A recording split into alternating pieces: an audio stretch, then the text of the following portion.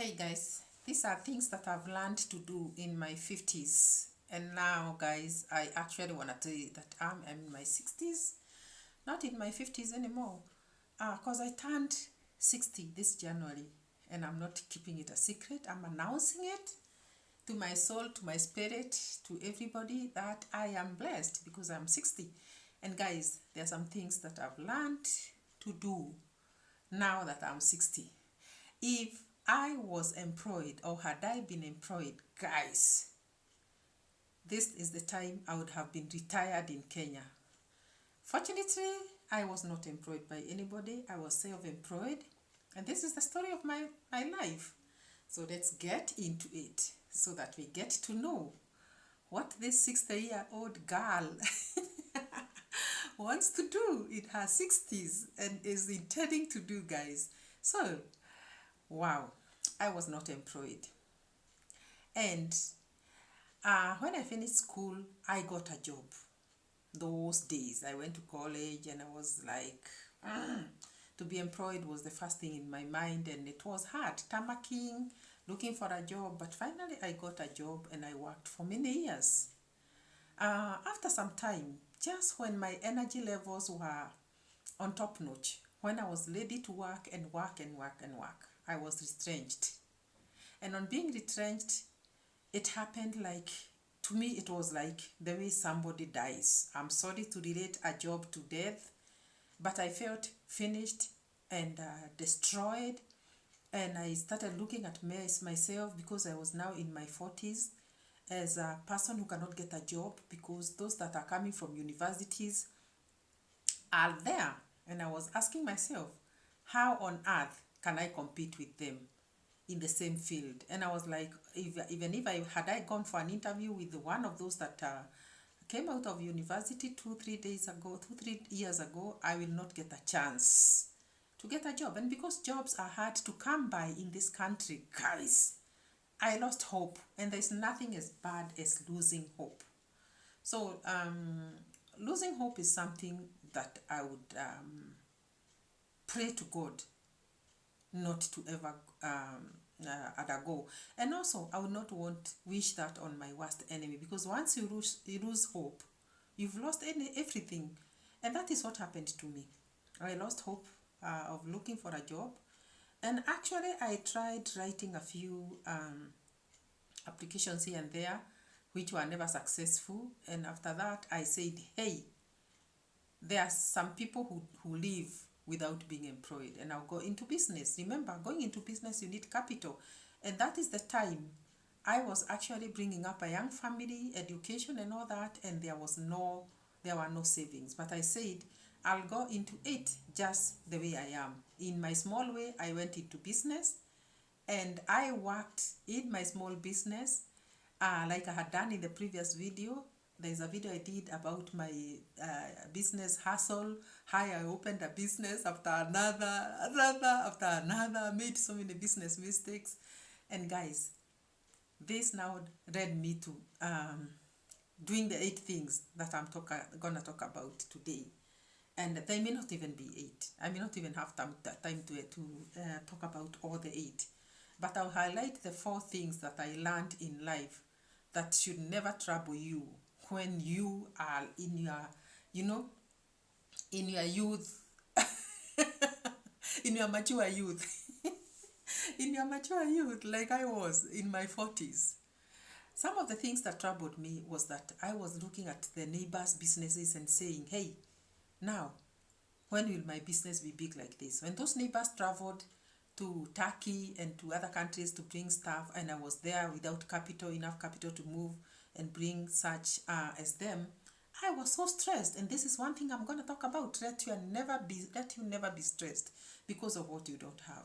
Embrace what you have, work with it, pray about it, and don't worry about a neighbor. Look at the trees in the forests. They are never the same height, yet they are all there competing to grow high. And you'll always see a very tall tree up there and a very low tree, yet they were planted at the same time. So I learned never to stress myself about what I don't have, and I used to sell what I have, made so little, but I was good. Now, another thing is borrowing. I decided never to kill myself with borrowing. It is good because you need capital to do this and that. But if it is not there, don't kill yourself because you have not borrowed. Go small, work small, and pray. And the little that God will give you that day. Let me tell you, the minute you woke up this morning, and this is the mistake people make, God had in his plan what you are going to eat and live on and pay for your bills with and all that. And this is something I can witness to, that God knew how I would survive. And I was just troubling myself for nothing. So people are entering banks and coming out with big loans, and I was like, oh my God, who can even give me credit? The way I don't even have a good credit rating. And I was like, I'm lost. But one time I told myself, am I not alive? Am I not eating? Am I not doing my own small things? I'm going to be contented with that. So contention at the level that I am and without borrowing. And that helped me a lot, because when time came and God brought about some funds, I was able to invest in that and continue with my life. Now, another thing, I'm talking very fast because I want to analyze and do a few things after this video. Do not ever rely on somebody. Counting on somebody to give you money or to give you this or to give you moral support, just count on God. I counted on a human being one time, and guys, I can tell you it is the worst mistake I made. Because at one time, I was actually like cheating myself that this person would die for me. And anything I needed, I would get it from him. But when I got to a point when I needed that help and I approached them for that, they declined. Not that they didn't have, they declined. And I was so broken. And this took me very far behind, and I felt very, very hated and very disrespected and very unloved and all that. And when I looked at myself in the mirror, I said, am I not wonderfully and fearfully made by God? I'm never going to count on somebody. I'll be counting on God, and God will never fail you. I may have failed that particular time because it was important that I traveled and I didn't, because I was counting on that person who never even provided or cared. But guys, I made up my mind never to count on somebody. So never count on somebody, just count on God and work with what you have. Now, another thing is, if you are in good health, you are not sick, that is a blessing in itself. One time I got sick and I was admitted in hospital. Talking very fast, guys. I was admitted in hospital. And I was on that hospital bed, I was not in a private ward. I was in a ward where you share 2 or 3 beds in one room. And during the visiting hours, I was like waiting for my people to come and visit me. And the person that I expected to come and visit me never turned up most of the times. And when they turned up, they were very busy saying they are going for other meetings. And I was there alone on the bed most of the time for the many days that I was admitted. And it really broke me down, but it taught me a lesson. Because I could look and see on the other beds, guests have come, they're even sitting on the patient's bed because there are so many, they are not even fitting there. The nurses are coming and telling them, please give each other space, don't crowd the room. And I was here alone. And I asked myself, what don't I have? Is it because I am sick that I'm unloved? So I said, this will teach me a lesson. When I get out of here, I'm going to love myself. Hey, guys, this is the best decision that I made. I got well, and when I got out of that hospital on myself, because I was never picked, even by the person I was counting on coming to pick me. They never picked me. And when I got out of that hospital, I made up my mind. I will walk slowly. And one time, because I'm starting to love myself, not because I don't know how to elaborate on this point, because you can fall sick and not be visited, and that is not a big deal. But it is because I was counting on some people or on somebody. That is why I was so frustrated. And I said, is it because I don't love myself? I kill myself with other people's appointments, visits, and all that. I kept visiting people even in their needs and all that. But when I had this need, nobody came. So I said, next time, I am not going to count on somebody. And I'm going to love myself. And when I came out of that hospital, I started making plans on how I will also One time, not count on somebody. This is the point. Not counting on somebody. Do not put that person there, that unless they are there, you cannot survive. How about your God? That is because I had put that person there, that I cannot survive without them. That's why I was so frustrated. The person was out there having their best of fun when I'm in the hospital bed, and never even came to pick me from hospital. But this has happened to many people, but they never learn lessons. I learned a lesson, and when I came out of there, I started now, baby steps, making steps towards one day I'll not count on this and that person. And that is what I did. And I cannot say that I've not seen yields. I have seen, because I stopped counting on people. Now, let us go to the fifth one. I think it's the sixth or the fifth. Finances. Finances. Guys, when you have your money, it is your money. Don't kill yourself because you want to please everybody. I was like saving my money, but when somebody in the family gets a need, I was the first to go and help them, to go and bail them out, and I forgot that there's a tomorrow with me alone.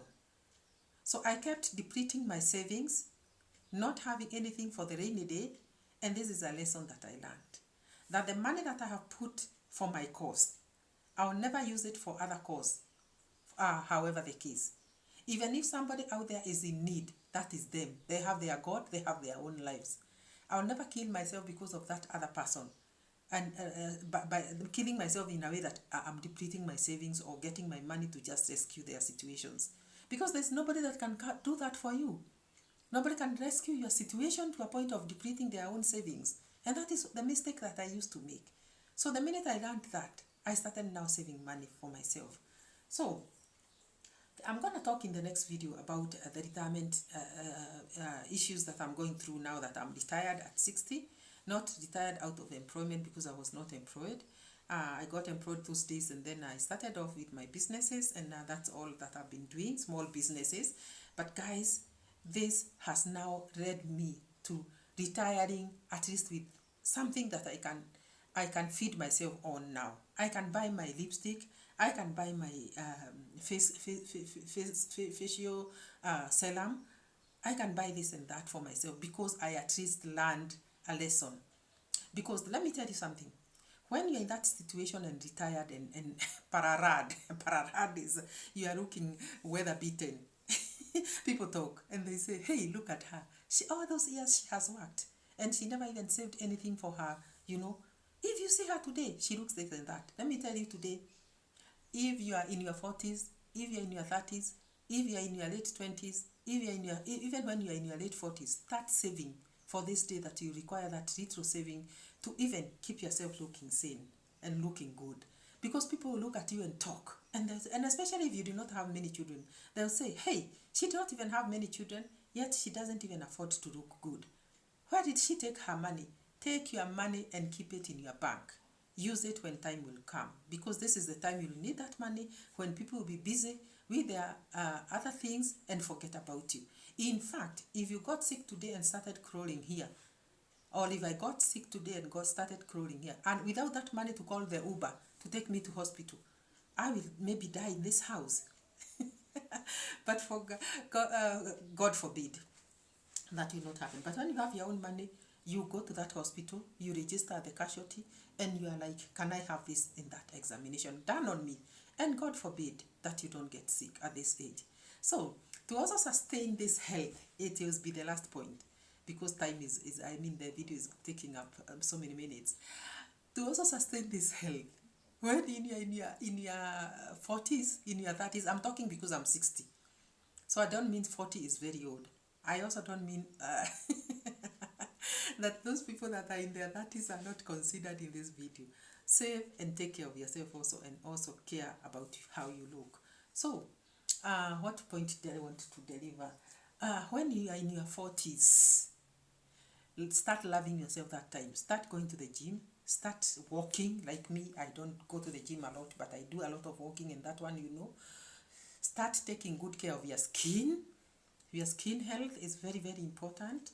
One time I got a skin condition, and that is when I knew that Guys, oh my god, the time I did a video about scratching and itching and all that, I don't know where that had come from, whether it was scabies or what, maybe had been bitten by a, I don't know. But I scratched and scratched, and I looked at myself in the mirror and I said, my skin, I cried for my skin. So start taking care of your skin, go to the, of your body, go to the gym, eat well, drink a lot of water. People say drink a lot of water, but about water, I don't know if a lot is how many glasses, because I've drunk water even up to 8 glasses, 10 glasses in a day, and I don't want to say that I looked bad, but it is not the water that. You make sure that you eat a balanced diet and rest. Sometimes it calls for rest. Don't kill yourself in the gym and forget to rest. Also, have a sober mind. Be sane. Don't worry about everything and everything and everything. About the TV, guys, are you supposed to be on the couch 24/7 watching TV? Guys, there are hours that you should watch TV, and there are hours that you should also rest. Make your mind rest. Your mind is sometimes so clogged and so exhausted and so tired. It needs rest, and that is why you are told to take a rest. Even when you go to hospital and you're sick, most of the times you're given a bed rest. The doctors know why they give you a bed rest. Rest in that bed sometimes. Don't sit on the couch from morning to evening watching TV. Watch TV in the evenings. It's good to watch your favorite movie or documentary or anything, but not 24/7 on the couch. That will drain you. It will drain you. So there are things that I have learned that you should do in the day. You may know, I'm talking about the retirees now. I'm 60. I will make sure that I take even a 30 minutes walk. It makes me sane. 30 minutes walk makes me sane.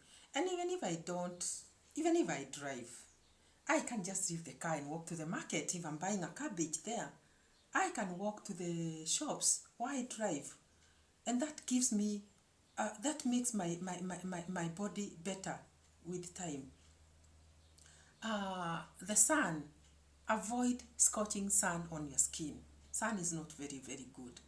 Even if it means carrying an umbrella, just take it, go with it. Protect your skin from the sun. Now, the joints. Oh my God, I'm talking very fast. The joints. Make sure that you take calcium, because these joints need to be protected. You don't need to start bedding when you are 49 and you are bedding like this because your knees cannot carry your weight and all that. Take care of all these things. But now, we were talking about the things that I learned and learned to embrace. And those are the many that I mentioned here. But I want to tell you that above all else, have a relationship with your maker. Let me tell you, there's nothing we get in this life. At the end of the day, we'll go and sleep in that garden there, where we'll be buried. But when you don't have a relationship with your maker, what will you die for? What will you die having done? And where will you go? I don't want to start preaching here, but let me tell you, there's a life after today. That relationship that you have with God is very, very important. Fear God, do the right thing only, and leave the rest to God. Guys, this video is heading to 20 minutes, and I cannot emphasize enough how important a relationship with God is, because it is very, very important. When in that low moments, where do you go to? On your knees. What do you tell your God? If you don't have a relationship with God, like I was telling my friend this morning, that if you have a relationship with somebody, you can always approach that person and tell them, please, I'm in this and that, need help me. But if you don't have a relationship with somebody, you cannot meet them out there on the way and stop them and tell them, hey, I have a need, I want you to help me. This person will look at you like mad, because how do I know you? Why should I help you? Always have a relationship with God, and don't divert. Our God is a jealous God. Don't mix God with things. That one, don't mix God with things. God is our God is a jealous God. Just be straightforward with your God. Do the right thing. Fear sin, and when you sin, repent, because we always sin, and we are sinners all the time. Repent and walk a truthful way with your God. Guys, I'm gonna end this video here. We are gonna do the next video on things that keep me sane at 60, and I encourage you to subscribe to this channel if you haven't. give this video a like. It's very important. And like, share, and comment. Make a sweet comment, and we'll see you guys in the next one. Bye bye.